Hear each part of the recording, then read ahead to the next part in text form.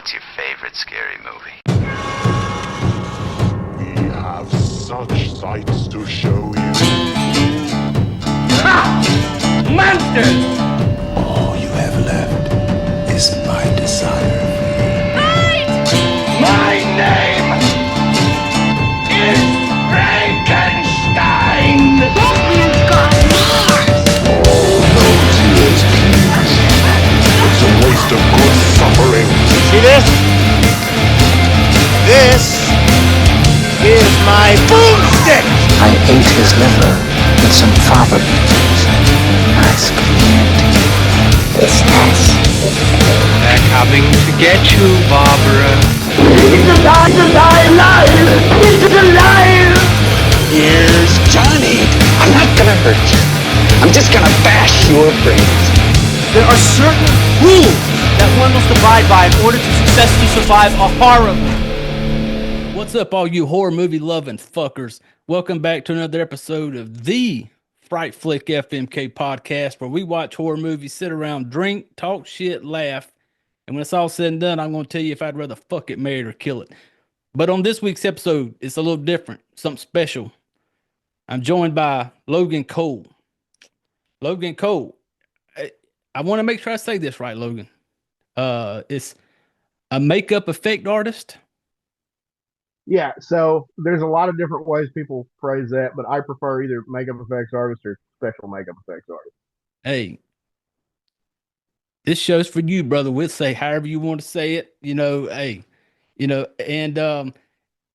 this is super cool for me because we always talk about horror movies, and I've had people on who, independent like actors, actresses, producers, and stuff who make them, but. And on this show, in this family, we are huge independent fans. And the one thing about independent I like so much is that independents have to make a lot with a little sometimes. And oh yeah, one of those things is the special effects and everything that goes into it, to where somebody's back in the background getting creative. Somebody's got to be able to know, like, I want to give you this idea and I need you to make it happen. Yeah. And by the way, this ain't fucking Hollywood here. We need you to, and so for me, that's such a fucking cool thing. And so when me and you kind of started back and forth, you'd sent me some pictures and stuff and some of the movies that you had done. And it's so cool to me, the creativity that goes into what you do. And being able to have you on here and to talk about what you do, because I'm curious. I'm kind of curious, like, how you got into it. What was it that kind of pushed you in this direction? And some of the, it's basically like I told you, we were chatting before. Like, yeah, I just want you to kind of introduce yourself about what, kind of whatever you want to talk about, what you do. And, I'm going to sit here and soak it all up while I sip on my Gentleman Jack, which is family. You all know it's with me every week. But Logan, man, I want you to introduce you to the Fright Flick Fucked Up family and just kind of tell us about yourself, brother. All right. So, my name's Logan Cole, as I was introduced. I'm a makeup effects artist, and I got started in makeup effects non-professionally probably about 18 years ago. Before that, I had even kind of dabbled in it a little bit. So how I got into it is two movies basically that did it for me. So when I was like 4 or 5, I saw the Wolfman, the Lon Chaney Jr. one, and I was kind of a dumb kid, as kids are. And instead of thinking like, oh, that's really cool, how did they do that? I thought, how did they find a guy that could turn into a werewolf on camera? And I asked my dad. He always grew up like reading Fangoria and Starlog and Cinefex and stuff like that. So he explained to me that it was a makeup, and he explained it in such a way that it was like, this is basically a really fancy custom made Halloween costume. Mm-hmm. And what that triggered in me was, oh, you can make your own Halloween costumes. So for the next like 5-6 years, I was a huge pain in my parents' ass because every Halloween I wanted a homemade Halloween costume, and I was really like I really knew what I wanted. I knew what I wanted it to look like. I knew what I wanted it to be, but I was so young that I didn't really have the skill set to actually do it myself. So I was just constantly pestering them to get them to make these things for me. And every year they got more and more elaborate Yeah. until eventually I had to like learn how to do the stuff to make them. Probably the most elaborate one uh, before I really actually got into the makeup effects thing was Edward Scissorhands. Oh yeah. And so like I had actual like gloves that had scissor blade fingers on them. They were made out of cardboard that painted to look like scissors and everything. And that like his scars and stuff that are on his face, I did that by just like that was my first makeup that I ever did. I caked on like white grease paint and I took a barbecue skewer, like a bamboo skewer, and I put a little bit of red grease paint on it and like drug it through there to create an indentation in it Mm. and just did scars and stuff. And I got so before well I'll jump back into this in a second, but my family growing up, they ran an outdoor haunted house, and um, it was one that you would ride through in a cotton trailer. Like Mhm. they would drive everybody through in a cotton trailer, and we had all kinds of crazy stuff there. And I'm like 6 or 7 years old, and there's a werewolf, which you'll pick up a trend. I'm a big fan of Yeah. werewolves. Um, there was a werewolf that they had, and it was not scary enough. Like the scene that they had it set up for was not scary enough. Um, it was just the guy in the mask and gloves, and he was digging into like this fake body that they had, and so they were trying to figure out how to make it scarier. And I said, well, why don't we? I'm 6 or 7. I said, why don't we have him throw the guts from the body at the cotton trailer, and it'll splatter all over everybody. And they said, well, that's disgusting and it will probably work, but how do we do it? And I said, well, what if you cut up a bunch of like red, pink, and white yarn into short little strands and Mhm. soaked them in water? And then he could just pop them in the body cavity and throw them, and it would splat and hit the grate on the outside of the cotton trailer, and the water would splatter in on everybody. And they it was the 90s, so they didn't immediately put me in therapy. Yeah. They said, "Oh, this is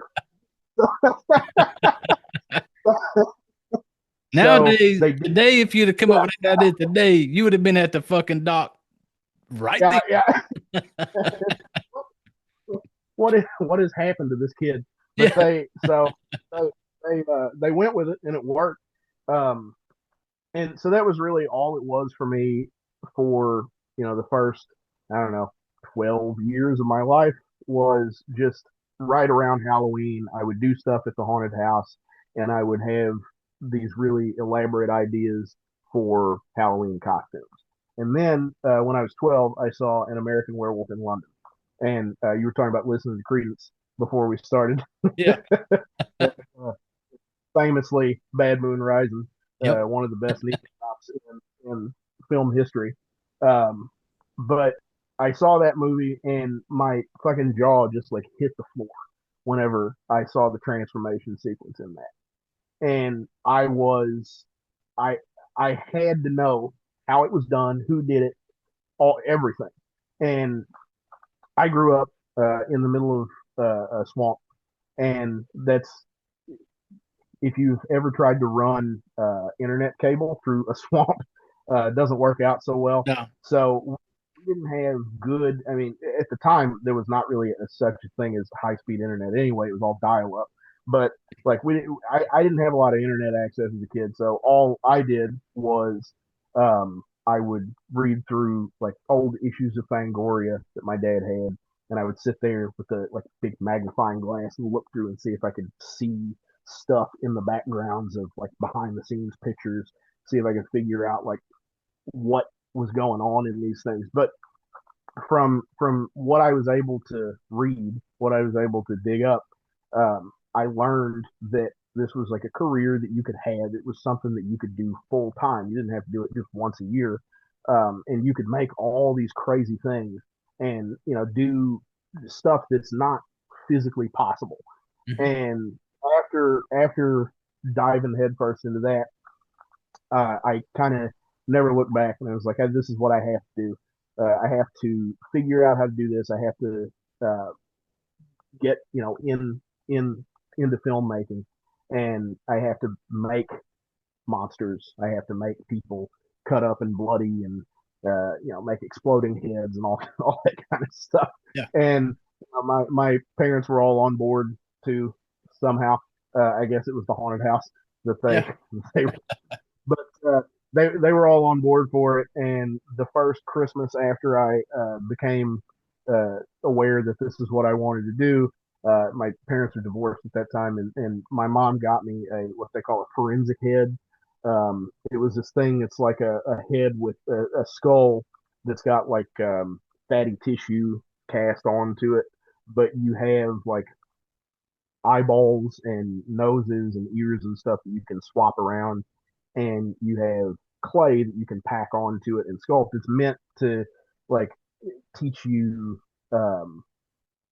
the basics of like forensic reconstruction for if you're trying to figure out what somebody looked like, either uh, kind of like a three-dimensional sketch artist, or if you're trying to reconstruct like a heavily decayed body to see if you can figure out like what what they look like, so you maybe identify them. Yeah. So I got that, and it was just to have something to sculpt on. And then Yeah. my dad that same got me a book called Grand Illusions by Tom Savini. Um, and it was a book of like all the first movies in his career, basically everything up to Creepshow. And um, it was just, hey, this is how I made this. This is all the materials I used.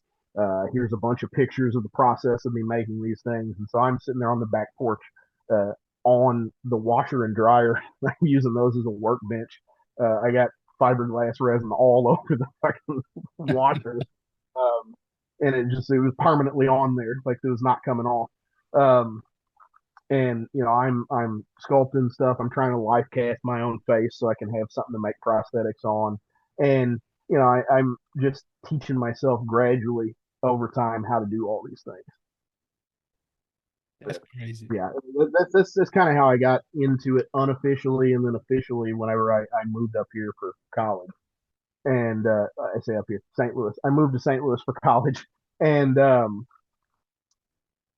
when I got up here, I was just trying to find stuff to do, uh, projects to work on. Worked on some music videos. Those were, they were an experience. Not necessarily good ones. I was offset for a long time. I didn't like going to sets because of just the kind of loosey goosey way that a lot of those music video shoots went.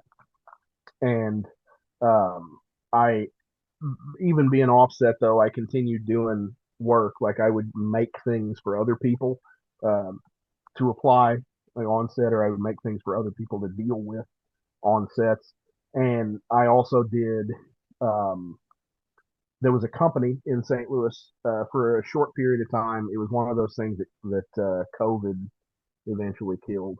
Mm. But there was a pop up company. They would do like these little pop up shops at horror events, like horror movie screenings and stuff, where they would sell horror movie merchandise, movies, records, action figures, stuff like that.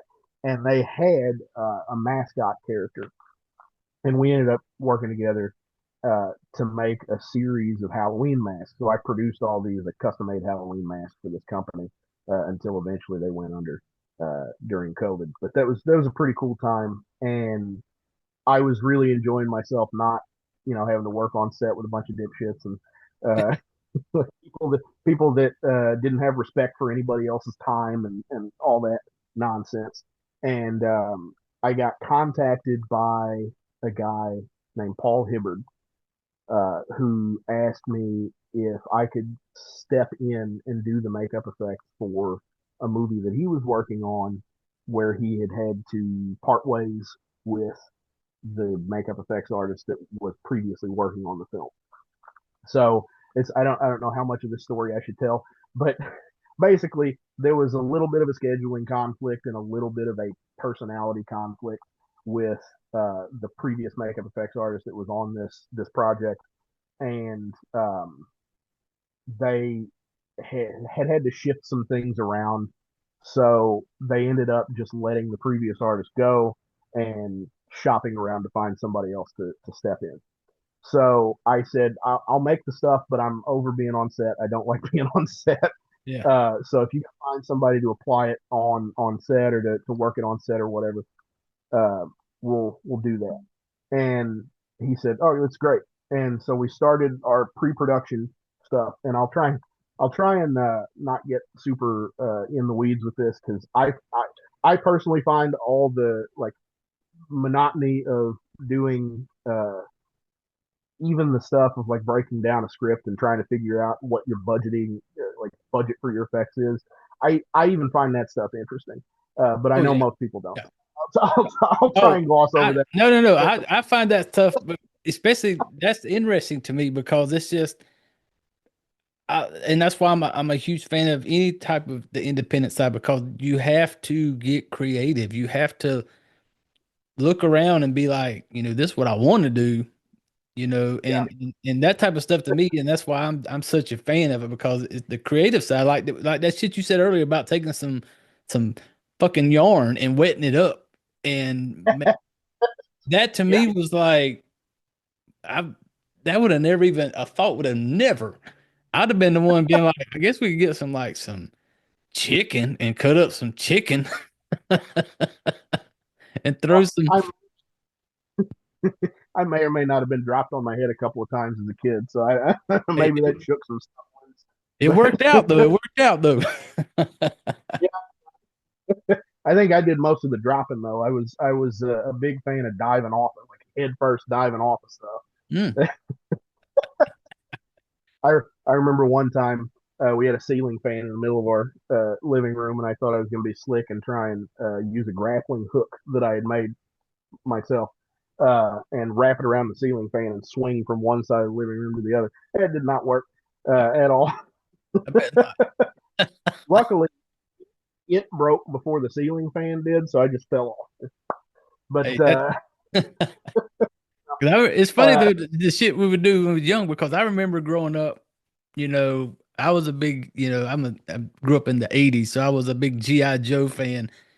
And I remember me and my brothers, my middle brother, he was a big like He-Man. He liked the He-Man stuff. And I remember during the summer months, my mom and dad both worked, so we'd be at home. We had like a friend of ours that stayed with us to make sure we tried to keep us out of trouble.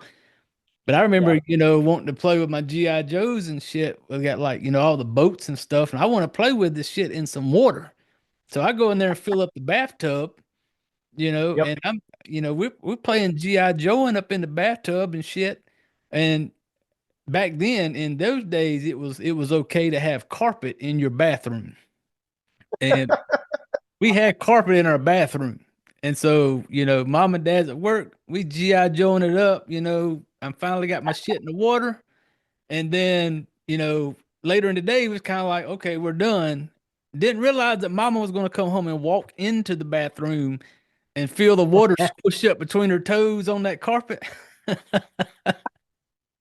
Boy, I took me an ass whooping that day.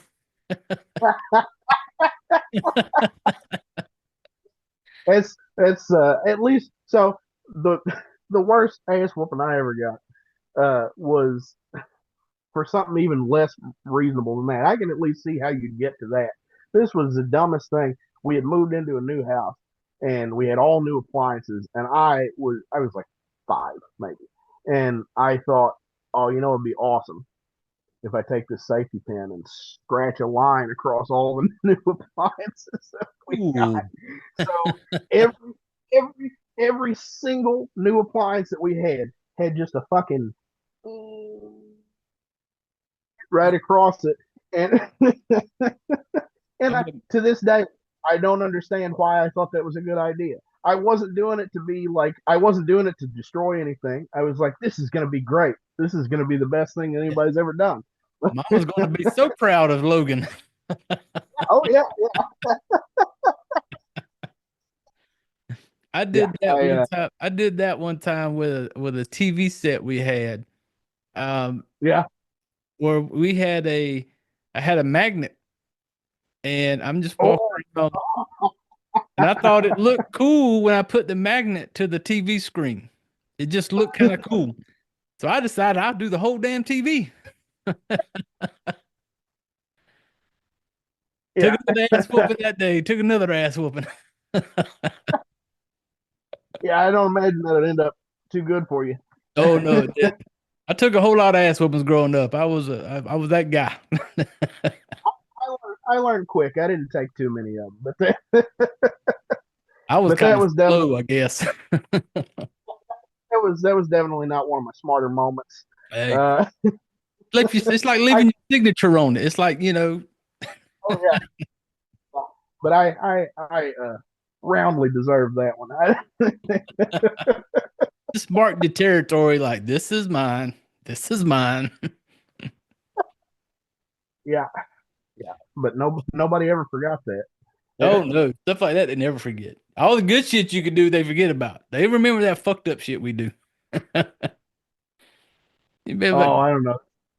They remember all the good stuff too, but kind of hard to forget whenever every time you do the dishes, you got this little line straight across the front of the dishwasher. friends come over, be like, "Oh, what's this on your?" They try to wipe it off. Like, don't even worry about it. Logan fucked that shit up on day one. Part of the design. Oh, so man. so less destructive things that I've done. So I I said that I'd do this job for Paul, and as it got closer and closer, he was getting more and more nervous, and he kept kind of asking me if maybe I'd be on set with the stuff, and I kind of begrudgingly was like, okay, well, it's just a couple of days shoot. I'll go and do it, and I did, and it was a night and day experience from the previous sets I'd had on, or previous experiences I'd had on set, and it was kind of what got me back into going on set to do stuff. But the kind of in the weeds part that I said I would try and abbreviate is when he and I had our first meeting about it. I had read through the script and I had went and I'd done what we call a breakdown of the script, which for makeup effects is when you go in and you figure up what effects are in the movie. And that may sound kind of goofy, but like some stuff people don't think of as effects. Like if a character gets punched or slapped in the face, and immediately after that, you're seeing them for a good solid like 30, 45 seconds of screen time. They're probably going to have a mark on their face, like a red mark or something, and that's a makeup. That's a makeup that you have to apply. Now, that's not necessarily a makeup effect, but on a lot of smaller budget stuff, a lot of indie stuff, you either have hair and makeup or you have a makeup effects artist. Um, so that's not true all the time, but in a lot of the stuff I've worked on, like you either have hair and makeup and they can do like little tiny bruises and cuts and stuff like that, but nothing three dimensional usually. Um, or you have makeup effects. Now there are a couple of people in the St. Louis area that do both hair and makeup effects, so they're really good to have on your project if you need both things. Nobody's gonna let me around their hair for obvious reasons. Hey, what are But you talking about? What are you talking about? You got that shit just right. Like mine.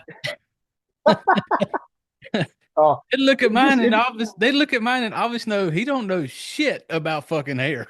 mine just does what it wants. It just happened to look kind of reasonable today, if you can consider this reasonable. Hey, we dig it here. We dig it, man. Especially from a bald guy. I couldn't grow shit on top if I. There's not enough Rogaine in the world to make that shit grow back on top of my head. You're just taller than your hair. That's all it is. But so after you do the breakdown, so you figure out what all effects are in the movie. Then you go through and you assign. At least this is how I do it. I assign prices to them. And the way I assign prices is I think like, okay, so this is their face has got to be red because they've been slapped by somebody. So uh, that's going to be these two colors of makeup that I'm going to apply, and that palette costs this much, and I'm going to use this much of it, and blah blah blah. And so like that's how I assign my dollar amount. Or if it's something really complicated, like okay, for this, I'm going to need to make a fake head and shoulders. I got to make it out of this material. And in order to make it out of this material, I have to take a life cast of somebody. And in order to take the life cast, I need, these 15 things, and these are going to cost me this much. And, I do like my itemized bullshit and I figure out how much it's going to cost. And so then I go through and each effect, I usually do cost by effects. And the reason for that is instead of just handing a bill to somebody, not a bill, but handing a bid to somebody and saying, this is how much it's going to cost you to have me work on your movie. Um, if I can give them a by effect cost, um, and I'm way over what they want to pay, they can look at what's important for the movie, and they can say, okay, these are the three effects that I really want to pay for. And the other stuff we can either show not like we can have it happen off screen, or we can find a cheaper way to do it because these are not the important effects. And so from there, I can either say, okay, we're going to strike that from the budget, or we're going to drastically reduce how much it's going to cost because we're going to do it a simpler way. And so I did the breakdown for Paul's movie, which is called Some Visitors, and um, once we got to talking about it, we were doing a Zoom meeting about it, and the way we went about it, he had basically given me the number that the previous artist had quoted it, and he said, if you can, that's what I budgeted for. So if you can stay around that, I would appreciate it. And I got to doing the breakdown, and I was like, I don't know how the fuck they quoted him this low a number. And I'm not somebody that does crazy expensive stuff. Like I'm pretty ingenuitive when it comes to doing a lot with a little bit of money. It's the nature of indie film that you have to be pretty good at that. And my idol as a makeup effects artist is Rick Baker, who did the transformation from An American Werewolf in London. And so I want to do as close to that quality of work as I can for as little money as possible. And so, I'm always pushing myself to do really extreme, crazy stuff with not very much money. So even I'm looking at this and I'm like, I don't know how they budgeted this low.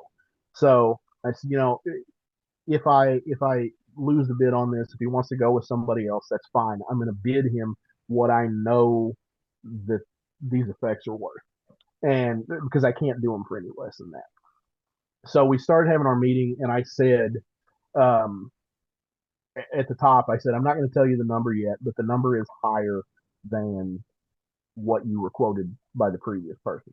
It's almost, I didn't say this to him at the time, but it was just about double what they had quoted. And I said, but this is with the understanding that we're going to show everything on camera. We're going to show it as much as we possibly can. And he said, okay. And so we dove off into it. We got to the first effect, which is a character getting their arm broken by getting it stomped on. And he said, well, so obviously we're going to cut away from the actual break. And I said, well, wait, hold on. Why the fuck are we obviously cutting away from this break? And he said, well, I was told by the previous artist that we couldn't show it on camera. And I said, hold on. Okay. I said, I'm just going to tell you what I'm going to quote you right now. I said, I'm going to give you the number. But we're going to show it. I said, if you hire me to do this, we're going to show it. So I told him the number, and he said, oh, yeah, that's fine. If we can show it. Yeah. Hey, so, coming from a guy that when I watch horror movies, one thing that I do not like is a camera cutaway. I want to see it. And speaking, and you brought up to Some Visitors because you'd sent me the link, and if you're listening to this, family, the links are going to be in the description. You'll be able to go to it and watch it on YouTube. And so when I'm watching it, and when you brought that up about like we're going to show it, and that's the thing for me is like no matter what it is, no matter how bad, how fucked up it may be, if you let me see it, you automatically just upped it in my book. And that's a big thing to me. It's like I fucking don't turn the camera away, damn it. I want to see it. Yeah, yeah. So that's always how I budget stuff. Is I budget it with the idea that we're going to show absolutely as much of this as we possibly can, and part of that is because I'm selfish and I'm doing the makeup effects, so I want to show as much stuff as I possibly can. But the other part of it is going back to what I was talking about with like why I budget per effect is if you think that some effects are not as important to show, like center frame, well lit, we're going to focus on it. And it's something that you can, like, it's something that doesn't have very much impact to the story. And it's like, oh, if this happens kind of like obscured a little bit, it's fine. You know, then we can do a cheaper version of that and it's not going to hurt anything. Um, I budget for the most extreme version of the effect and we can pull back from there as needed. Um, but yeah, we had that meeting. It went great. I started doing all the build and stuff. These builds for films, I start working on them, sometimes months ahead of time. Like there's the feature film that I've been working on. We've filmed it in a couple of segments, and we've got another chunk of filming that's coming up at the end of March. Um, that one I was working on for probably over a year, just because there were so many. It has a lot of creatures in it. It's got a lot of like full body, full size monsters and stuff in it, and I had to build. That's the one that you sent me the crater face test. Is Yeah, that the one? yeah, Yeah, yeah. yeah. So that one's called Reaper Road, and like I said, we're gonna wrap up filming on that this. Well, I say we're gonna wrap up filming on it in March. We're gonna wrap up all but one scene in March, and then later this spring we're gonna film the final scene, which is actually the first scene in the movie. Um, Damn. but I think I'm we're doing a excited. I'm crowdfunding. excited. Yeah, it's gonna be good. I think we're doing a crowdfunding campaign for that at like, I want to say it's gonna start the 20th of this month. We'll see. It may end up being scheduled at a different time. That was the last date that I heard. So if it's wrong, you blame me for it being wrong. But I'll be on the lookout. we'll, I'll be on the lookout. I'll be obnoxious and posting it all over the place whenever it's live. But yeah, that one's really cool. That one's a really cool project. It's got so many monsters in it. The crater face one that I talked about, that I showed you the test footage from. That's she's got it's this like mummified looking woman that has a hornet's nest for a face, and she's a full body puppet. Like she's a creature that's about as tall as I am, which is not that tall, but and she is suspended off of my chest, and I wear like a green screen suit, and she's got puppeteering rods and stuff that come out of her arms and out of her feet, and they attach to my feet and my hands, and I can puppeteer her and make her walk like I'm walking and reach forward and grab at stuff, and because her fingers are all cable controlled, and her head looks around, and she's pretty because she's got no facial features. Her face was really simple because it doesn't have any mechanisms in it, so it was a pretty one to build. But there's a ton of complicated, weird creatures that are in that movie, and I'm really excited for everybody to see those. Yeah, because when I watched that little video you sent me of the crater face test, and I'm kind of watching it because I'm kind of looking at it real close, and I'm like, and I see it where it looks like the feet of it. You can see where it's attached to your feet, and then it's like attached to, and that's one of the things I was wondering because I don't know how all that works. Is like, and like you just said, like a green screen type, like you'd be one kind of moving it around and stuff like that. And this thing, like you said, it wasn't no little small little, little puppet looking thing. This fucker's big. Like it's life size type shit that you walking around with. Yep. Yeah, I'm Yeah, looking that forward was to that one. so, so that test footage we shot in the garage. I'm stepping out in front of the garage. My neighbors are looking at me like I'm a lunatic, and it's par for the course though. But so let's see. After we got all the stuff built or like prepped for some visitors, there were a couple people that helped me out on set there. They did a lot of the like applying prosthetics is it takes a long time. Like you see all these things about like actors that are in extensive makeup and it takes them like 3, 4, 6 hours in makeup. We didn't do anything that extensive in some visitors, but um, it was definitely appreciated having help there, Yeah. getting all these pieces because it was a like a breakneck shoot. We were shooting for I think it was 4 days. No, we were shooting for 3 days straight. The first day, day number four, the first day was uh, pre-production day where they were moving all the stuff around to make room for the camera equipment and all that fun stuff. But funny thing about that day, it may have been that day, it may have been the day before, but Paul had like half of the crew quit uh, right before filming started. Oh wow. And he can tell this story way better than I can, and he's told it on a few different podcasts. But the long and the short of it is, I'll try and keep this not spoilery. We can talk spoilers about the movie a little bit later, if you would like. But I tell people there's all the a time. I tell people all the time, Logan, on this show, I will spoil the fucking shit out of a movie. So I give you a heads up. Like I give you a link. Like here's your homework. Go fucking watch it. If not, we're gonna spoil it. we'll go ahead and spoil it. So uh, spoiler warning: go watch the movie and then come back. Yes. Um, the ending of the film involves a baby getting its neck broken. And and You walked that right into was where I wanted to go. and that was objectionable to some people that were on set, and they apparently hadn't read the script or something. I don't know. I don't know how you sign on to a movie and not read the script, but whatever.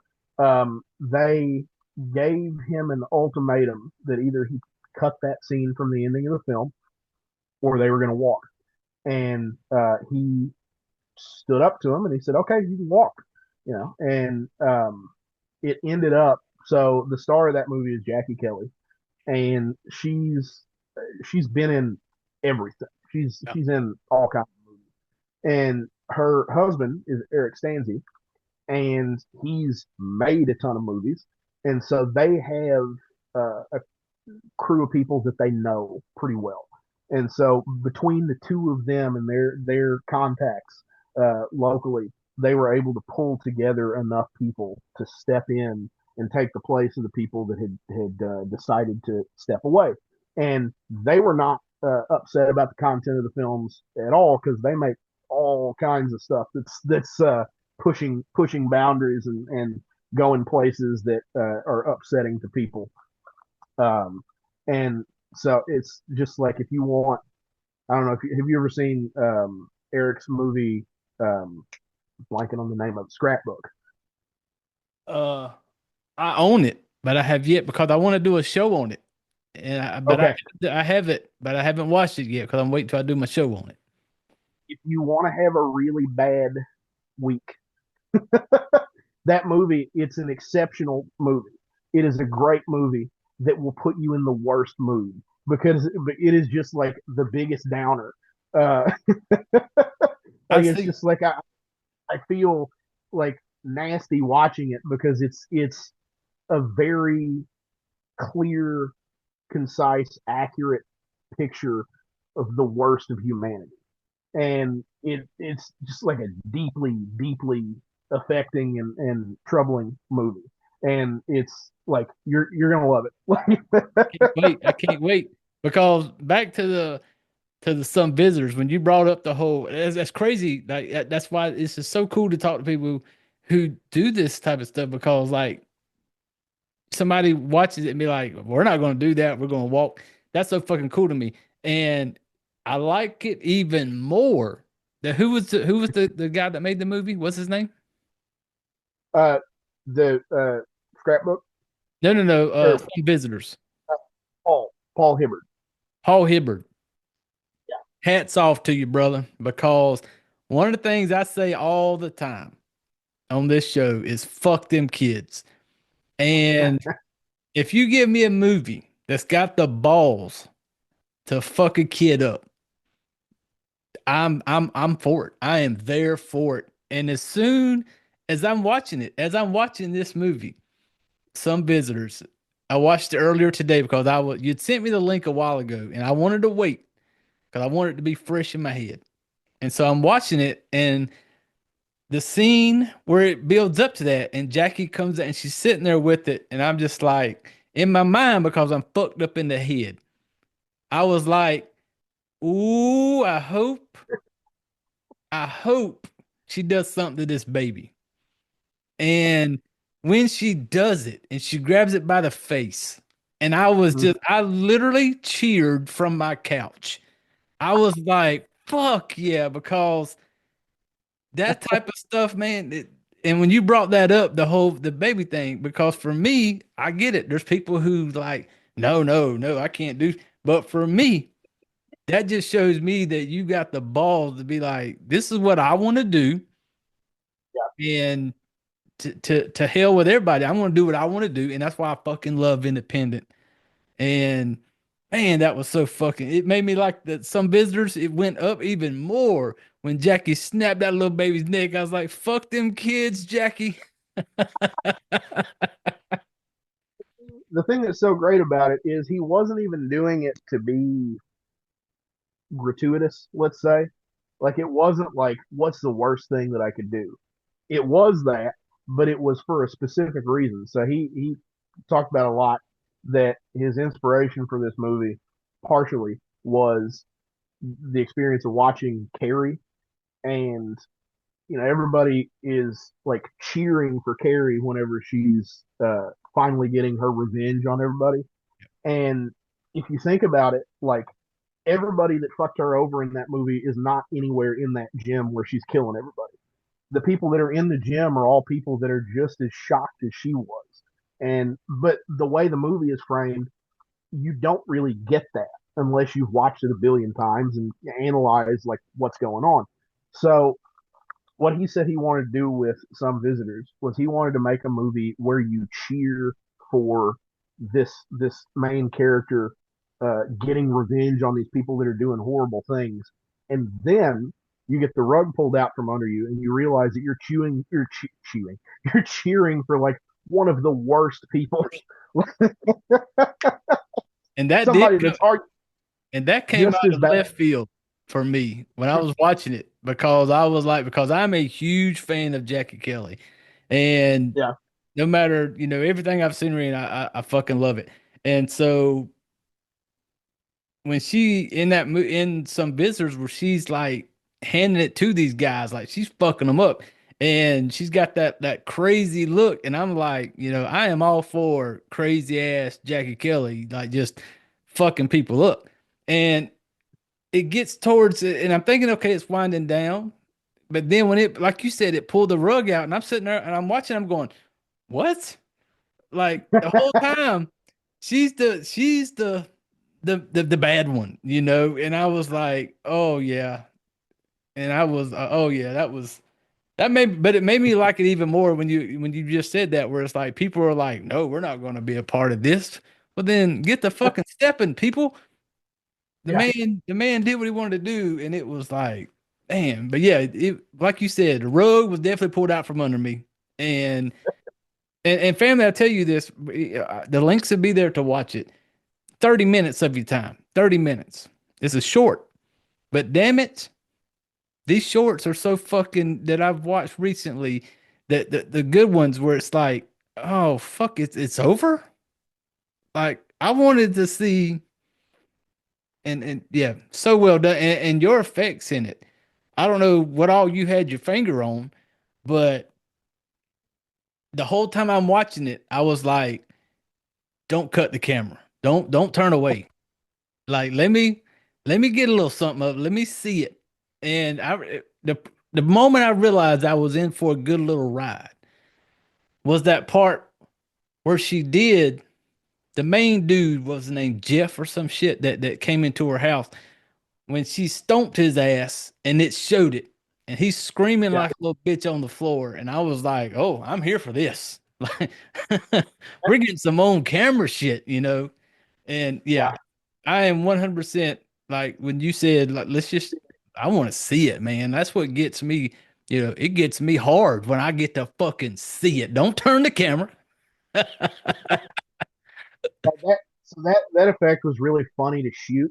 So it's just a fake arm that was hinged where it needed to break, and I like I'm basically so the actor is named Clayton Bury, Mhm. and he's chilling on the floor in position, but he's got his arm tucked up in his sleeve, and I've got my arm running up him. I was joking that I was puppeteering him because it looked like Yeah. I had my hand up his back puppeteering, but I'm holding onto this arm, holding it against his shoulder, and she just kicked it and it broke, and because it was hinged we could reset it and do a bunch of takes, and that was actually something, it was not gory enough, so you'll notice there is a little bit of a cut there where it cuts to a different angle, and Mhm. that's something we shot later.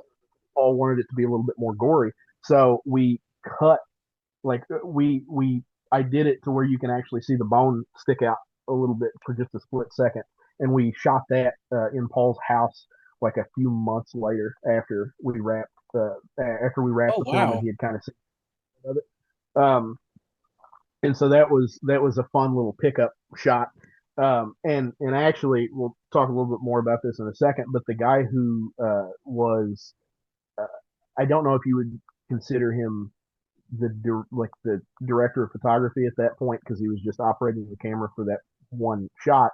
But the guy who was operating the camera for that pickup shot is Ben Manhinky, who directed Smiley.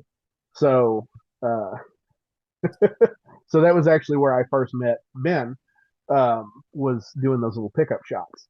But um, yeah, so we did the arm break, and then trying to remember the exact order all these happen in. I'm probably going to get it wrong, but there's um, character gets stabbed in the stomach with a knife. A character gets their throat slit. A character gets their ear bitten off. Oh, Um, and then there's another character that hits Jackie in the arm with a cleaver, and then she takes it out and hits that character in the face right in the with face. it. Yeah. And then she stomps that fucking face too. It explodes with her, brain spraying out on the floor, and then she gets stabbed in the eye with a corkscrew, and the That corkscrew was gets a good ripped one. out. That was my favorite. That was my favorite. The whole, like when she That's popped her in the eye, that side view of her face and the yeah, scream of like, it made me kind of like squinch my eye up. I'm like, holy fuck, you know. that's my favorite effect in the movie too. But the funny thing about that is that's actually three different effects. People don't really think about this, but that's not we accomplish that by doing it in three different stages. So the impact where you actually see the corkscrew go into her eye, it's a Mhm. fake corkscrew, or sorry, a real corkscrew with a fake eye. So I took a life cast of just this section of her face, Mhm. and I poured up a rubber duplicate of it, and I punched eyebrows and eyelashes into it, and painted the skin tone, painted the eye, and we took a real corkscrew to it, poked it in, and so that's one effect.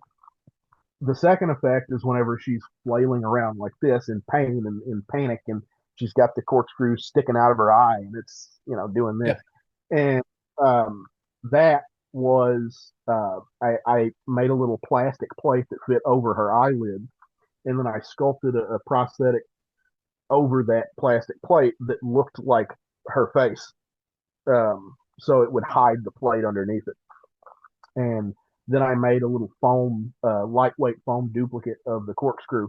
I have it here. It's actually broken because it's so delicate, but this is what remains of the lightweight foam Ah, corkscrew. awesome. That's so cool. And I glued all that stuff on her face, and then I put that handle on the end of it. And when she moved around, she had a lot of movement because it was anchored on there really well, so she could move and it would shake around like it was jiggling in her eye socket Yeah. and everything.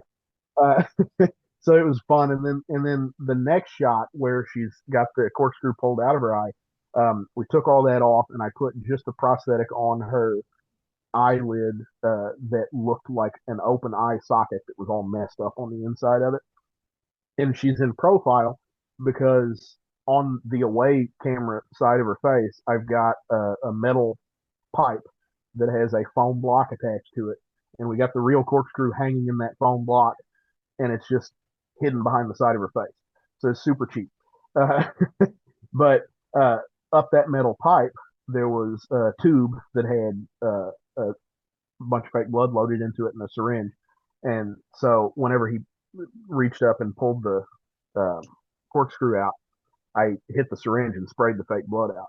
Now, the funny thing about the fake blood and this movie is we shot it in an Airbnb, and we did not tell him we were shooting a horror movie. I think Paul may have told him it was a romantic comedy, uh, because people get a little nervous whenever they think of a horror movie because they're going to get fake blood all over everything. And it's true, fake blood goes everywhere. Like you can't control it. You don't know exactly where it's going to go. But I was under strict orders to not get fake blood on anything. So we laid down tarps and plastic wrap and all that stuff, and like drop cloth the floor and everything. But I was still nervous about getting it on the walls. So I was not really goosing that very much. Mm-hmm. And it came out and it was not very impressive. Uh, but we couldn't amp it up anymore because it would go all over the walls if we did. So that's actually the blood spraying out of the eye. When I saw later, like a rough cut of the movie later, I saw that scene and I was like, wow, that looks way better than I thought it was going to look. And he said, well, it's digital. And I said, this digital blood? That looks awesome. He goes, no, it's not digital blood. He said, I took the blood that came out of her eye, the real blood, and I had him blow it up like 3 times the size. Oh wow. So it looks great because it's the real fake blood, Yeah. but it was blown up way bigger. And so we did that for like it looked great, and it didn't get any fake blood all over anything in the house. So pretty good. But that the head smashing scene is another interesting one. If I had to do it over again, I probably would have cast down to the like neck and shoulders as well. But I made a fake head of the actress that gets her head stomped in, and we filled it up with a bunch of boiled, or actually not boiled, steamed cauliflower and fake blood, just to make the brain matter. So normally, like if you're doing brains, you can use any kind of material to make them, but a lot of times people use like ground beef and stuff like that. Paul's vegan, and he wanted to try and make the movie as vegan as possible. And so, like part of what I did whenever I was making it, because I'll eat anything pretty much, but Same here. is Same here.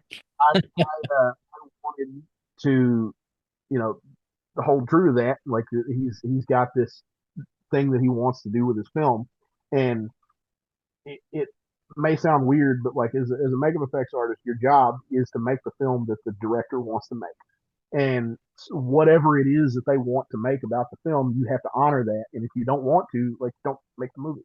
Um, you know, so like it was really important to him that the set be vegan and that all the effects be vegan. And so I tested out a bunch of stuff, and I landed on boiled, not boiled, I keep saying boiled, steamed cauliflower as the material for the brains. And if you soak that stuff in fake blood, it looks great. And I like it so much that that's just what I use for brains now. Like that's anytime I have to have brains for anything, I'll just go pop over to Walmart and buy a bag of that microwave steamed cauliflower, Mhm. and we're good to go. But yeah, that effect. So it's her real body in a fake head, and we had her lay on the ground, and we locked off the camera so it wasn't going to move, Mhm. and we got footage of her laying there, and then we moved her out, and we put the fake head where her real head was, and we shot the footage of the head being stomped on. So in post production, those two could be composited together so that her real body is there, and then it's the fake head that gets stomped. and that was a lot cheaper than making a full head, shoulders, torso that we could shoot because we only had to make a fake head. The other thing that makes that effect really less expensive is the fact that all the home invaders are wearing masks. So, Yeah. so I didn't have to do like an elaborate paint job on her face or anything. We just stuck a mask over it, you know. That shit, But it's so cool. a lot of That fun. is so cool. And one of the other, this is so effects that are really flashy are super cool, and it's what everybody thinks of when they think of effects. But my personal favorite type of effect is an invisible effect, one that you don't realize is an effect. And there is one kind of invisible effect. It's actually a prop, but I made it, so I'm constituting it as an effect in this case, even though it's not.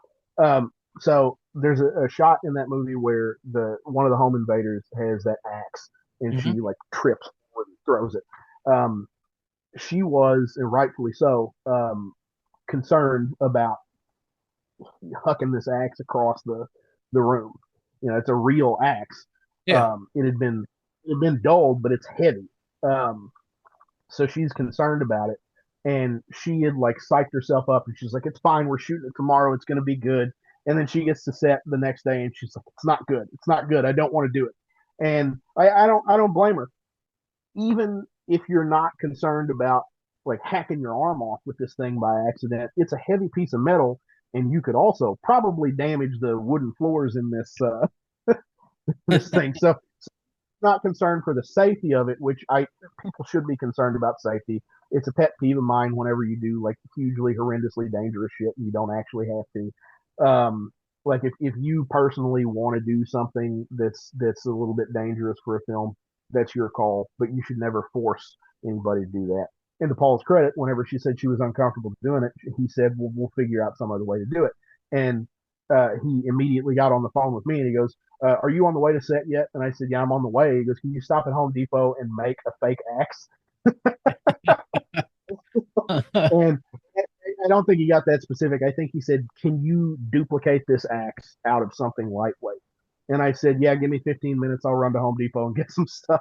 So I ran to Home Depot and bought a few things, and I made a super lightweight foam version of that axe that she's carrying in that shot, and you can't tell the difference between it Oh, and the other axe, even though I made it out of like pipe insulator and electrical tape and cardboard. that's So crazy. Because you can't tell difference because it does. Like I said, yeah, it's crazy. It's like having a behind the scenes type shit stuff that you just never. It's crazy. I could say, man, that's just fucking cool to me. Just the creative side. That's why I like talking about stuff like this on the show when it comes to independent stuff because I don't have that in my head. I don't work that way. And so when people who are able to do the stuff like you do or any of that stuff is just I'm amazed by it, man. And it's just and it's so fucking cool. yeah, I love the problem solving aspect of it. Like that's one of my favorite things. I kind of fond of thinking of every effect as a problem that I have to solve, whether that's in pre-production or like if something goes wrong on the day. Uh, there was another problem solving thing from some visitors is a shot where there's a beer bottle that gets smashed against somebody's head, Mm-hmm. and we had a bunch of breakaway bottles, and I was not in charge of buying the breakaway bottles. Um, so I didn't have any duplicates or anything like that. But they were purchased and they were red, so you couldn't match them with a real beer bottle. They were red and they had no label, so they had to live on the table that they were going to be on. But they are super fragile because they're meant to break with very little force, and the table kept getting bumped and they'd fall over and crumble. And we had like one bottle left, and we hadn't even gotten the shot. So they needed to make sure that the bottle wasn't going to break, and they were worried that it was going to break when the actor grabs it to pick it up and slam it into her head. So they were kind of panicking and trying to figure out like what are we going to do? What if it breaks when he grabs it? And so I was kicking around through like the broken pieces, and I found the neck of a bottle, that was still pretty much intact. And then I found a spray bottle that I happened to have in my little setup area where I was doing the application, and I unscrewed the sprayer end of the spray bottle, and I put a bunch of fake blood inside it and swirled it around so that it turned the same color red as the neck of the bottle, and I capped it with a water bottle cap, and then I hot glued the neck of the bottle onto the top of it, and that's the thing that he grabs whenever he goes to smash it into her head. Yeah. Uh, you see it for a split second, and if it breaks, so what? We got the shot. Yeah. And that was one of those fun problem solving things on set too. It's like I said, that's one of my favorite things is just problem solving things. Yeah. And I think it's super cool that, somebody can come to you with an idea like this is what I want to do. And, you have that ability to sit there and be creative with it, man. Cause, it's just some people like I'm like a one track mind type dude, and then there's some people that can just think all outside the box. And like you said, the problem solving, being like, I want to do this, but and then you were able to look at it and be like, well, give me 15 minutes and I'll get you a fucking axe, or I'll hook this bottle up for you, and Yeah. and that's the kind of stuff that goes on, man. And I tell people all the time when I talk about like independent movies and stuff, and because I call them their babies. I was like, this movie is their baby. That's and that's the way I talk about it, and the fact of how much goes into it, and the stuff that people just don't realize or don't see. Yeah. The effort and time, and that's why I tell people all the time, like independent film for me is top above any type of horror for me. I will sit down and watch that any day of the week before I would some big Hollywood production type thing. And Yeah. you know, and being able to talk to you is like, I've watched some visitors.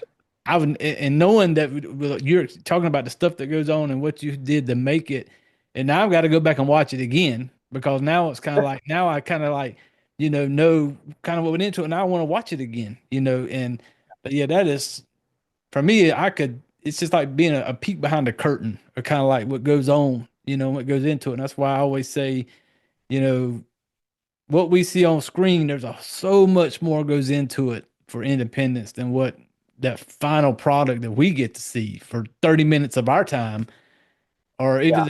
even if it's a feature length, hour and a half, 2 hours, whatever, an hour or so of our time. Just people don't realize the hours and hours and days, months that goes into making this stuff happen. And it is so fucking cool to me, man, to just what you do. And creative is super creative. And um we said earlier, do you have, because I'm kind of curious now, because you showed me a little taste of the little corkscrew thing. Do you have anything to like, because we do this on the podcast platform, audio only, but we also do a YouTube video. So on the YouTube side, people will be able to see. If you do you have something that you can kind of like some goodies? So yeah, I've got a couple of things. Some of this stuff is a little odd looking, but this is something else from some visitors. So this is the cast of Jackie's face that I sculpted a lot of that stuff off of. It's got a flange around it so that I can pop molds onto it and they'll line up the same way. But yeah, that's the little segment of her eye that I made all the little corkscrew stuff on that would sit over it. Um, and then other things I've got. This is a silicone mold of a neck for a sliced neck effect that I did for another movie, and it doesn't have. There's a rigid shell that goes on the outside of it, but I didn't bring that with me for some reason. Uh, and then the other stuff, I wanted to show this because I think it's interesting to see a progression of things. So I have a few werewolves that I have made over the years. So this first one is going to look uh, not great. Uh, it is. I think it looks a little bit like a baked potato with hair. It was a mask that I made when I was 13, maybe. Um, and so this is this first werewolf mask that Oh I yeah. made, Oh yeah. and like I said, looks kind of like a baked potato, mad baked potato with a little bit of hair. This had a fiberglass shell or underskull, we call them, Hmm. that sat inside here that had the teeth and all that stuff. But I cannibalized that for a different werewolf later on. It's like I can sculpt better now, so I'm just gonna take the inside out Yeah. and sculpt a new werewolf off of it. That was the first one, and then a few years ago, probably I don't know, 5 years ago, uh, this was a Halloween mask werewolf that I had done for what was going to be a line of masks that I ended up being too busy to make. But Very there's that nice. guy. And then this one is not finished because he's a guy that I only get to work on whenever I'm not working on stuff. Yeah. He's my pet project. Um, but this guy, Damn, that's a lot of detail. Yeah, very nice. So that's the and one. this Like, there's a picture of you that I've seen on. It was on your IMDb. That's the mask then that you're kind of like that you're starting like making. yeah. So this, like I said, this is kind of a here's the Yeah. understructure for it. I haven't cut out for his eyes yet, but I'm gradually working on him whenever I have free time. Um, but he's going to be hopefully pretty cool whenever he's finished. Uh,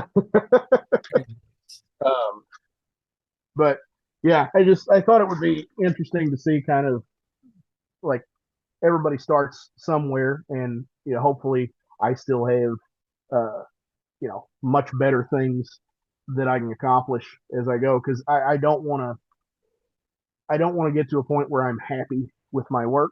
Hmm. That may seem, but I don't want to get to a point where I'm happy with my work because I want to always keep pushing to try and get better. Oh yeah.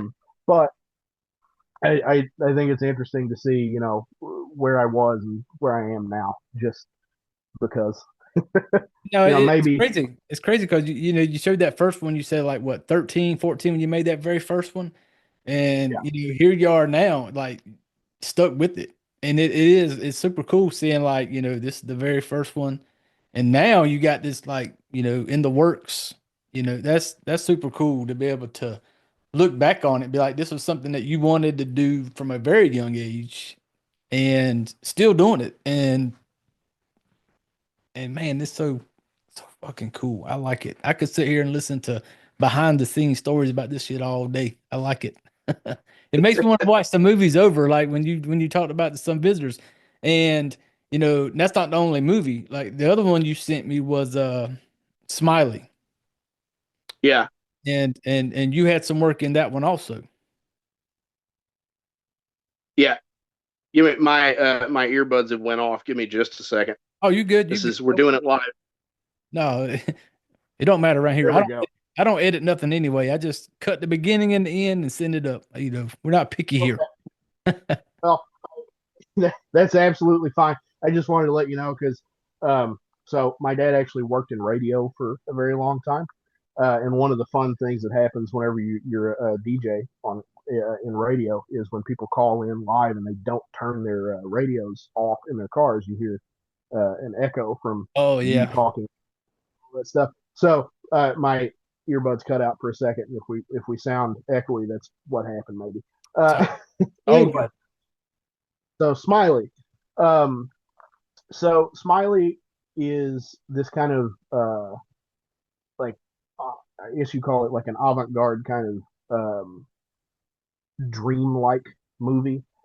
It's about the quick pitch for the movie is a vampire serial killer wants to be human, so she is taking the teeth of her victims to try and replace her very obvious, very bulky, hard to hide fangs with human teeth so she can look like a normal person. Um, so that movie, it's like the it's beautifully shot, just in terms of like all the stylistic flair that Ben had in that film, and it is overall it's got some of the effects that I'm the most happy with in my career as a makeup effects artist. Um, so that let's see, I'm trying to remember exactly where we start with that. I think one of the first effects you see is her yanking a tooth out of somebody's face. Yeah. Um, that was actually the director Ben. Um, so I cast him with his mouth open. I cast him basically from here to here, and I cast his teeth.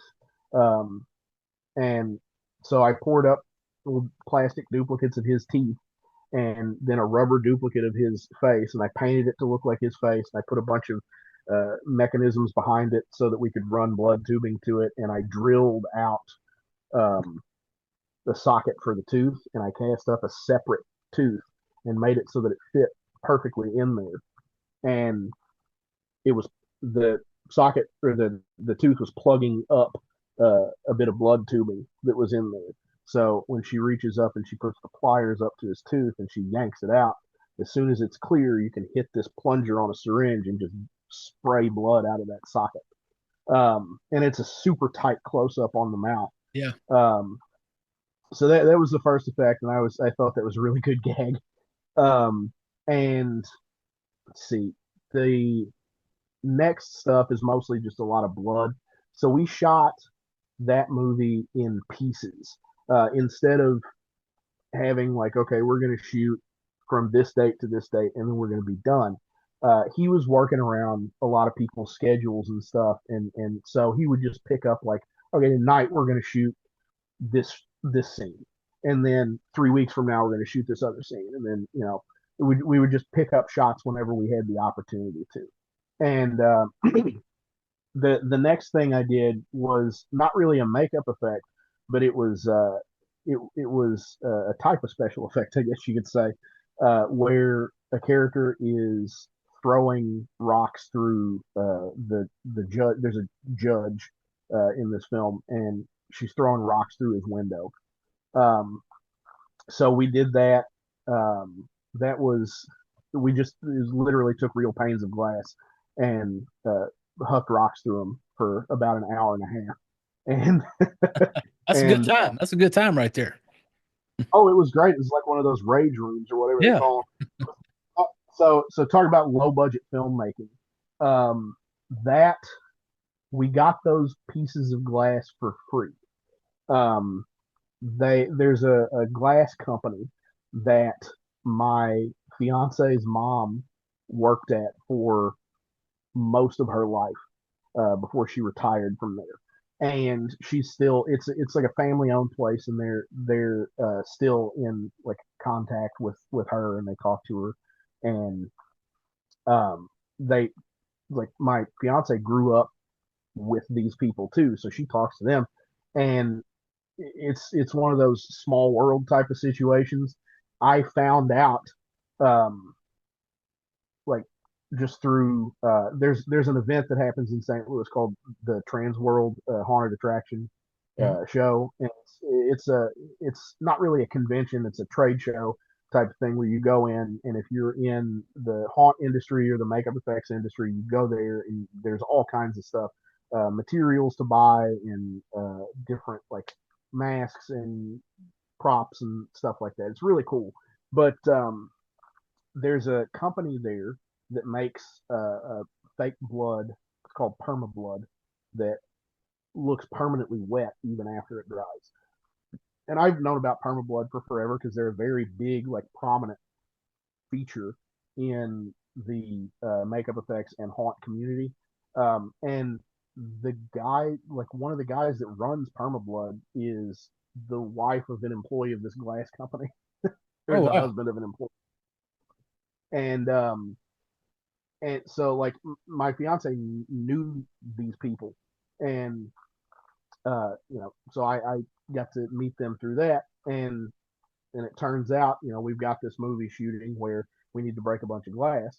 So I got a hold of them through my fiance, and I said, if there's any way you can keep any offcuts from any of the glass fixtures that you make from anything,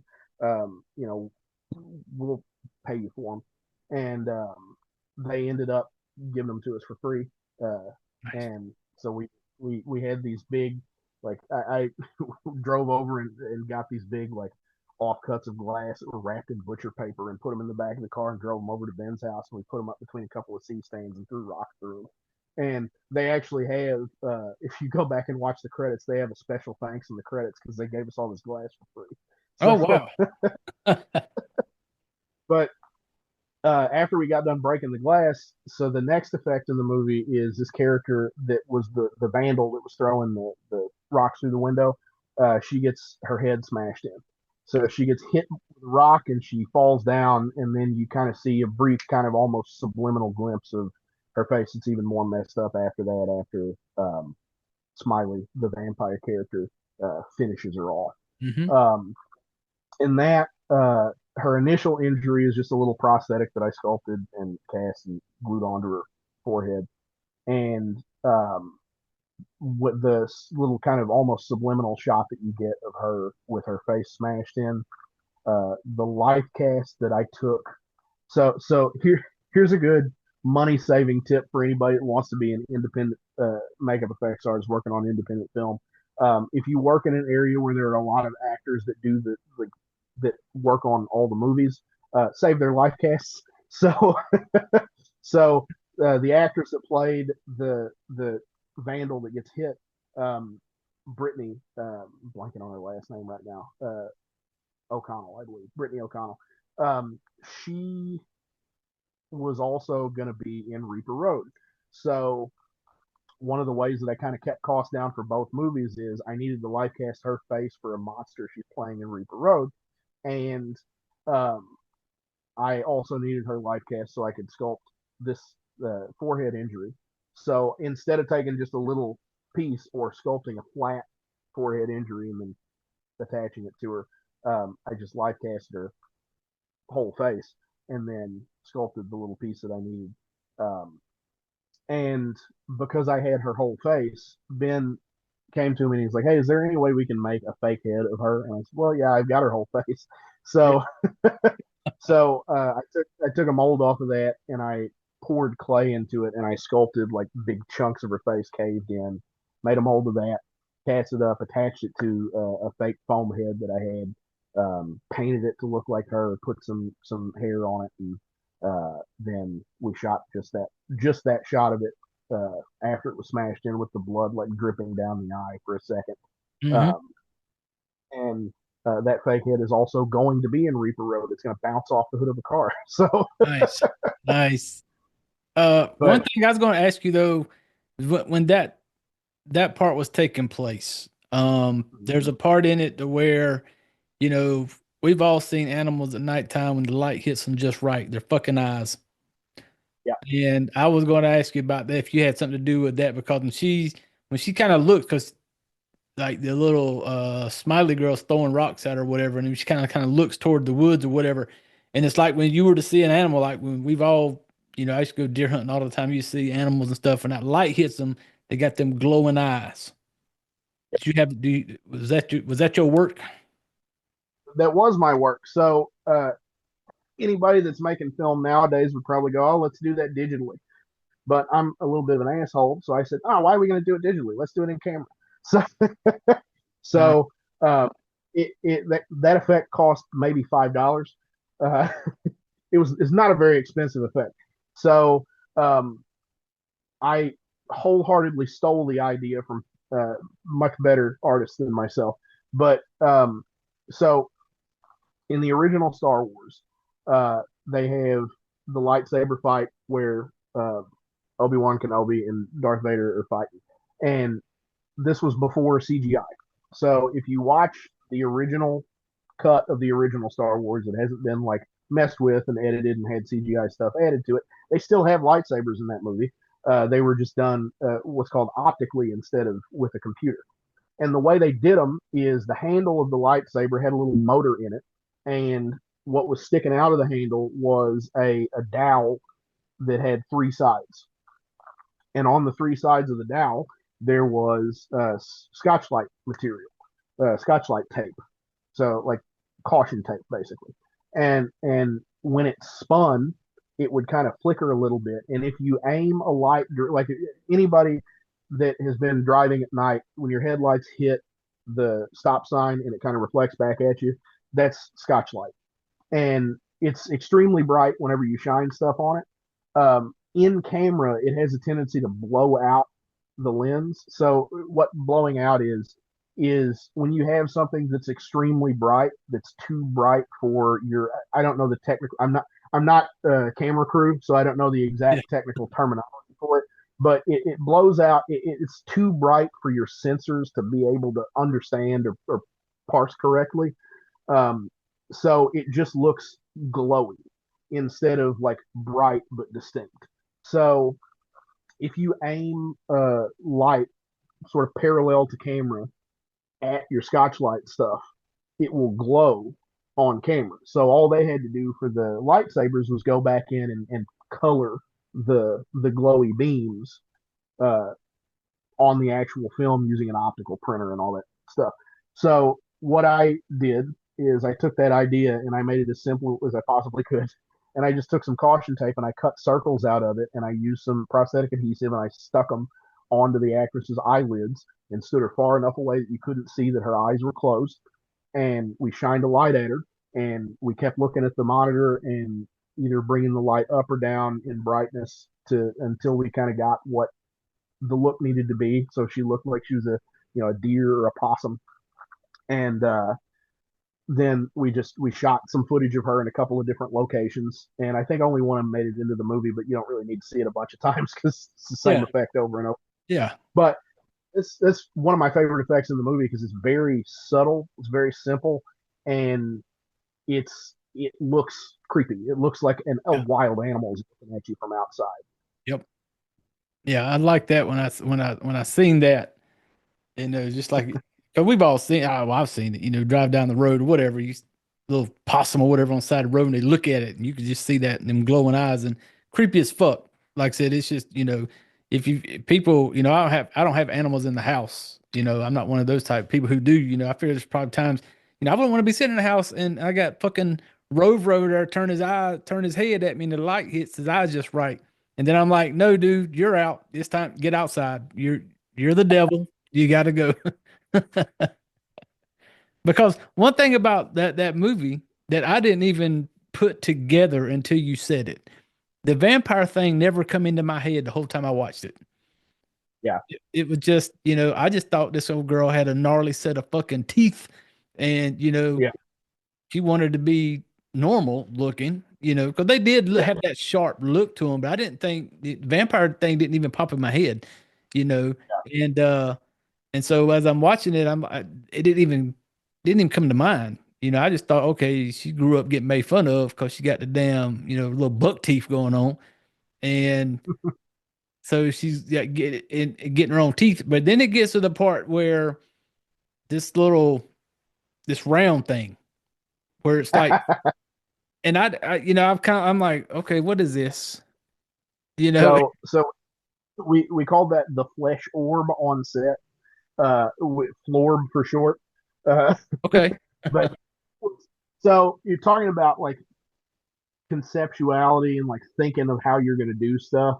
So sometimes people have like a really clear, specific, this is what we want to do. This is how we would like to do it.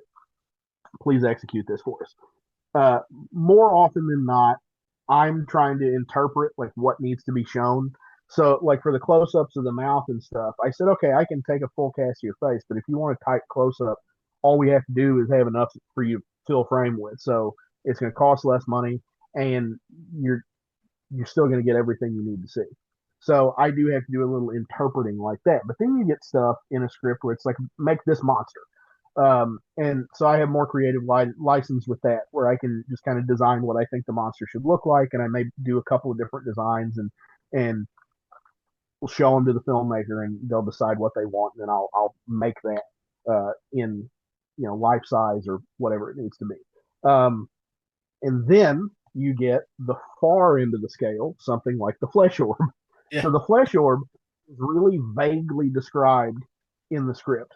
It's just a ball made of human flesh that opens up and has teeth in it. And um, the so I was talking to the director about it, and I said, "So do you have any like thoughts on what this should look like?" And he said, "No, but I just want it to be really like upsetting to look at." Nailed it. And uh, he said, it's just I just want it to look nasty. And so I made this flesh orb, and I actually made two of them because there's one where she's cracking it open, and then there's another one where it's already open. So the one she's cracking open does not have any mechanics inside of it. It doesn't do anything other than open. And the so whenever she's stretching it open, there are these like little tendons that are attached and everything. Those are called nernies. Um, Nernies are basically just you pour liquid latex on a flat surface, you let it dry, and then you do this until it bunches up and turns into these little stringy things. And they're great for dressing like wounds or stuff that's supposed to look gross. A lot of zombie movies where a zombie bites somebody and Mm-hmm. pulls back and flesh. That's what those are. So I made a bunch of those and glued them to the inside of that. So when she pulls, they start stretching. And then when she opens it, it's got a mouth inside of it and it's pulsating like it's breathing. And that was, it was, I made four air bladders, which are basically balloons made out of latex. Um, and I hooked those together with some aquarium tubing and some T connectors and ran them out. And because we were super low budget, I was just standing off camera with this tube in my mouth going, Blowing it. blowing them. And there's a really funny shot I have that the set photographer took where I'm looking at the monitor standing off camera with this tube in my mouth, and I've got a really like serious expression because I'm concentrating, trying to keep time so that it looks natural and doesn't look like some weird like. It sounds weird to say, but like I want it to look like it's a breathing organism, not something that's just kind of stuck, whatever.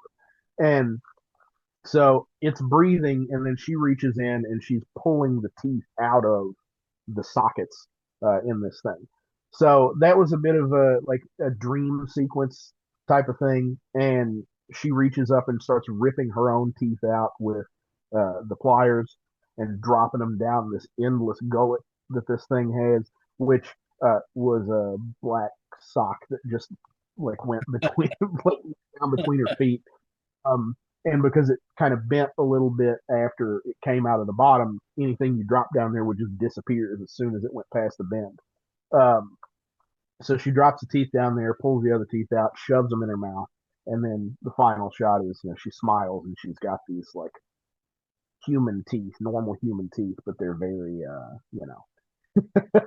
not put in accurately. They're going all different directions. Oh yeah, they definitely got some different directions to them. But and the little flesh orb thing is one of the things I like. It would not have been as kind of gross looking if you didn't have that movement in it. Because once she cracks it open and you're kind of looking at it, but just watching it kind of like pulsating kind of way, it didn't add another level of like that's just nasty. Like, it's just like her tooth collection that she's collect. I didn't, but yeah, because one of the things that like when I watch horror movies, I love gore. I love it. Nothing, the more the better for me. But there's certain things if it's done right that kind of like makes you almost like tighten up when I see it, and it's like pulling nails off and pulling teeth out. Everybody says that about so like nails, teeth, and eyes. And Yeah. so far, I've done eyes and teeth. Nails, I'm sure I'll do something with nails, but When she goes to grab that tooth, something like when she goes to pull it out, I can watch somebody like you could cut somebody from asshole to neck and just guts go everywhere, and I just kind of be like, well, that's fucking cool. But you show me somebody pulling a tooth or a fingernail off, and I'm going to get a little tense, and I'm just like, holy shit. just something about it. It is. It's just the super extreme stuff. I can kind of watch it, but that's fucking cool. But you You start pulling on a tooth, my butthole tightens up. I'm just like, what the fuck is going? For me, I'm okay with the eyeballs and the teeth. It is specifically the fingernails. The fingernails Oh, are the thing that do kind of send a chill up my back a little yeah, bit. Just it just yeah. ooh. Because I've done it like years ago. I did machinist work, and I've worked with metal and stuff. And something will slide underneath your fingernail, and just that little bit of pain, or I've smashed my nail and have to let the pressure off of it. So when I see Yeah, somebody like grab a nail and pull it off, I can't even imagine that level of pain. You know, yeah, you know, when I watch it in a movie and they're like may scream or something. Never do I watch that and go, look at this little bitch screaming about his nail. No, because I'm just like I don't know what I would do. yeah, yeah. Oh, yeah. So there was actually a shot in Reaper where a character's nails are supposed to like bust off because they're clawing at something, Hmm. but we ended up shooting it close up enough for that to matter. So that's one of those. I would have been able to say that I got all three of them, but we didn't Yeah, end up shooting that. yeah. The fingernail thing, because there's been several movies you watch it and you'll see it. Like they'll show you close up of them, like they'll drag their hand or something, just watch a nail pop off, or like even like the I've watched werewolf movies and when they go to changing that finger stuff, man, just something about the fingers. Yeah, It feels real to me when it happens. It's like that could really happen to me, and I don't like it. yeah. Oh man. But I've kept you on here long enough, brother. What I want to do is I want to give you a little about if there's anything you want to kind of put out there, maybe what you got in the works, any type of social media, anything like that, man. This I want you to go ahead put it out there for the family.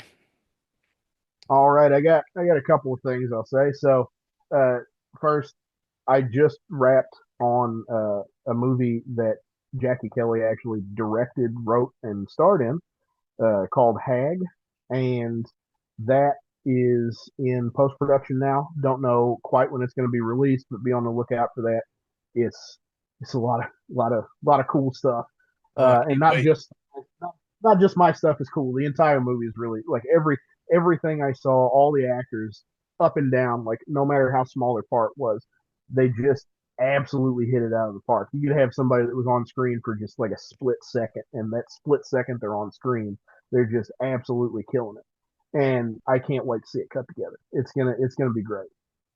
Yeah, So I didn't mean to cut you off, but I remember when I had her on the show and we was talking about Hag, and I remember you had posted a picture or something of you yeah, doing some work on her, and stuff like yeah, that. And so yeah, I'm looking forward to that one. Can't wait. I can't wait to see that cut together too. It's gonna be great. So there's that, and then the other thing is Paul Hibbard, who directed Some Visitors. He has a film festival that he puts on in the St. Louis area. So if you're in the St. Louis area, or you can get to the St. Louis area in uh, June, I have to look at the dates. I looked at them earlier and I completely forgot them. June 27th through the 30th, he is putting on. It's called Hysteria Fest. He actually started the festival because no festival in St. Louis would play Some Visitors. Wow. So he started the as a way to screen his movie and then show other stuff around it. And it's grown every year since then. It's grown like crazy, and it's huge this year. If you guys watch Some Visitors, which I hope you do, and you like it, the lineup of films is it tends to be of a similar type of film. So you would dig what the programming is going to be, and it's all independent stuff. It's shorts and features, and it's a lot of cool stuff. Um, the, and aside to that is after Hysteria Fest, Some Visitors did play at another festival in St. Louis, but it took a while for them to come around on it. And then the final thing is, like I mentioned earlier, we've got a crowdfunding campaign for the final stretch of Reaper Road that we're going to be shooting here coming up at the end of March. That's most likely going to go live on February 20th. Uh, Even if it goes live on a different day, if you follow me on any social media, you'll see me posting about it like crazy. Um, it's going to be a cool shoot. I'm excited to get into some monster stuff with it, and I'm excited for people to see it. We do have a little bit of monster footage for the teaser trailer that's going to release with it, so you guys will get to see a little bit of my work uh, before we finish the film. So there is that. It's been because I love any type of horror, but it's been a while since I caught a good like Yeah. monster type, just give me something creepy looking type monsters type shit. So yeah, that's another one that I can't wait to. I've been kind of following it on like Instagram and Facebook and stuff like that, and that's another one I'm looking forward to also. Yeah. Good stuff.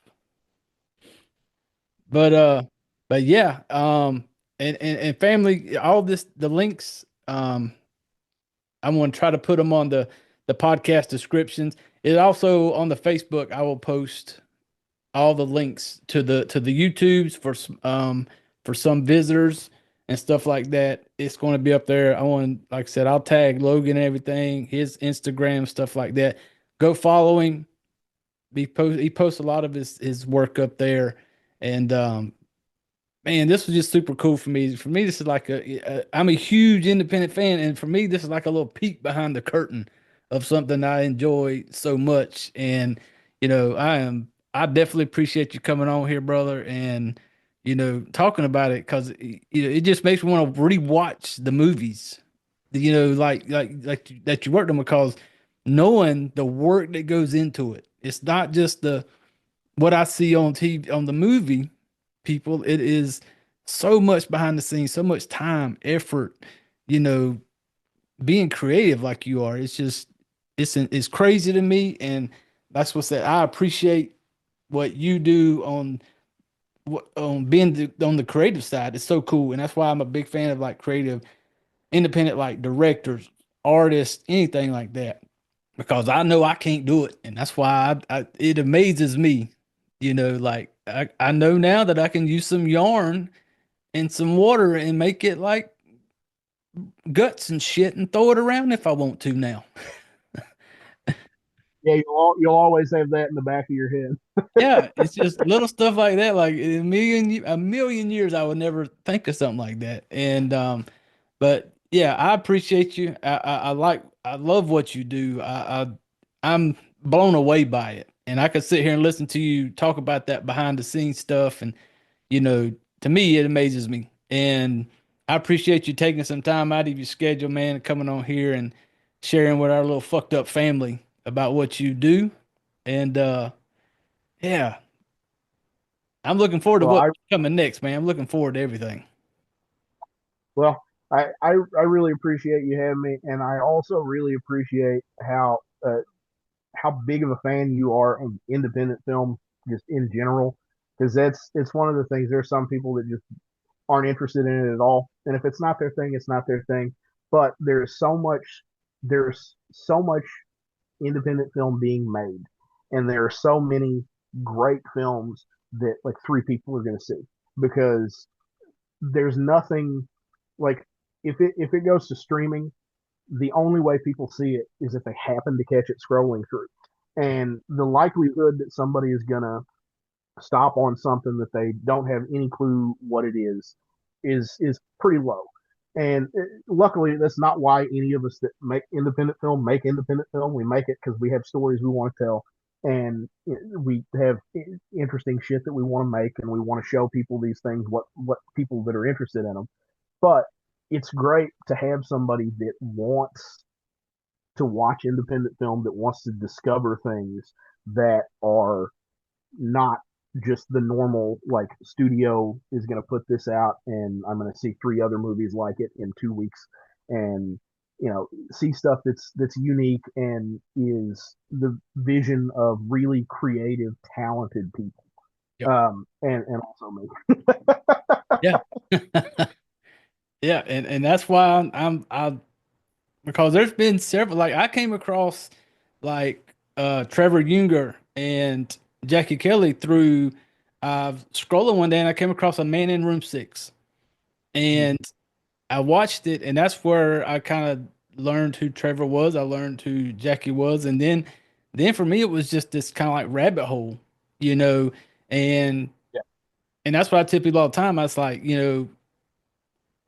people miss out. You're missing out on so much, so many good movies and just artists and just these ideas because it's like you said, people scroll and they look for something that pops out that's familiar, whether it be social media's put it out or TV's put it out and they recognize it, and then there's other ones they'll just see it and just scroll right by it because I've never heard of a Man in Room Six. I've never heard of, you know, stuff like that. But for me, it's like once I started watching them, it was like a rabbit hole for me. Like I wanted to see more. I want to see more. And so even for this show, people ask me all the time, like, why don't you do like whatever movie just recently came out? And I do those sometime. I'll do them, but they'll be like, you should do more of these because people know what they are. And I'm like, no, I want to bring attention to the types of movies that people don't know because they're missing out on like so Yeah. much fucking talent. And I am a fan. I tell people all the time, you give me independent, I will take independent horror any day of the week. Like you could take every other genre, anything of horror out, and I will sit there and just indulge myself. You know, do I get some? It's like an independent. Sometimes you're gonna get some good ones, and then sometimes you're gonna get some. But Yeah. at the end of the day, I tell people all the time, go watch the movie. I'll never get on this show and say, oh, don't go watch that. That was terrible. I didn't like it. No matter, I could get on here and tell people all the time, I watched it. I rate them on fuck it, marry or kill it. Killing it being a one time only. I've watched it. I'm not going to watch it again. But I tell people, go watch it because my taste is different than your taste. I may watch it and think, that's shit. I never want to see it again. Somebody else may watch it and fall in love with it. And that's the Yeah. cool thing about it. And that's why I like bringing attention to what you do and everything like that. It's just, I'm amazed by it, and I get excited listening to you talk about it, and and that's why I was super excited when like you was willing to come on here. I'm just like, this is like a peek behind the curtains, man. Like this is the shit that goes on that people don't know. Like they don't see it, they don't know what kind of goes into this stuff. We just get to watch it and enjoy that Yeah. few seconds of like holy shit, did you see that? And that's like 2 or 3 seconds for us is like hours Yep. for you guys to give us that little 4 or 5 seconds of like, holy fuck, did you see that? But y'all Yep. spend hours to give us that moment, and that's where people don't realize it, and I feel like enough people don't appreciate that type of stuff, and that's why I like being able to bring some type of attention to the little small group of you followers out there that follow this shit show. We not for everybody, damn it. There's a few you little sick fuckers out there to get down with it. But hey, Logan, hey, I've kept you long enough, man. I appreciate you coming on here, brother. And always a seat at this table. No matter if you got something coming up, something new, you know, I plan on staying in touch because I plan on trying to make that June trip down there up to the Yeah. Missouri for that Oh, because you love it. yeah, I've never been to anything like that, and so something that's geared more toward the independent side, I'm all for it. And but yeah, but hey, man, Well, thank you again. What's up? I said, I tell you what, I got a bunch of hag stories. So after that comes out, we should talk again.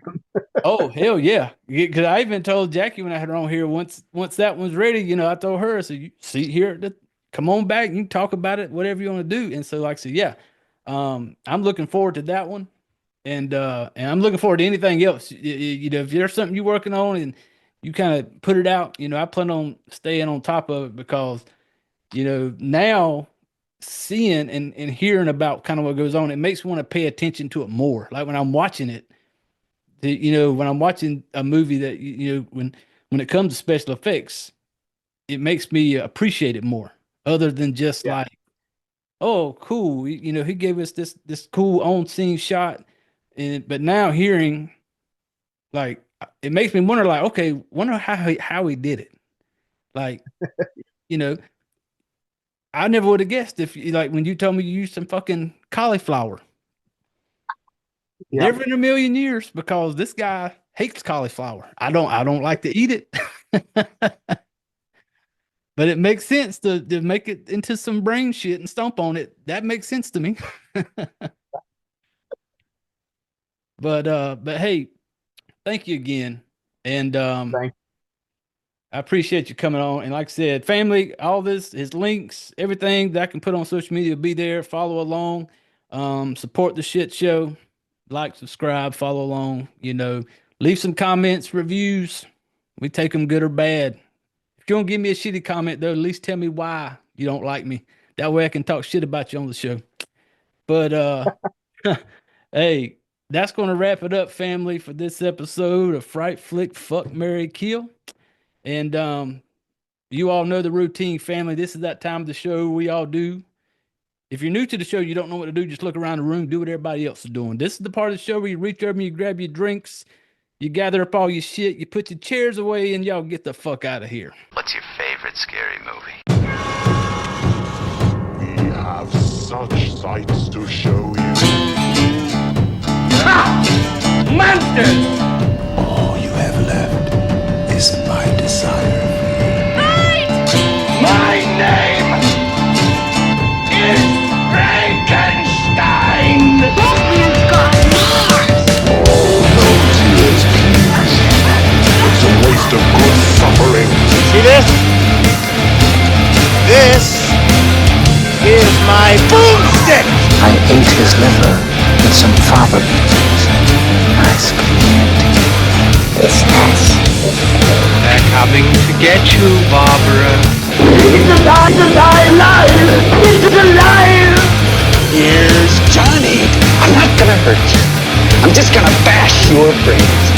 There are certain rules that one must abide by in order to successfully survive a horror movie.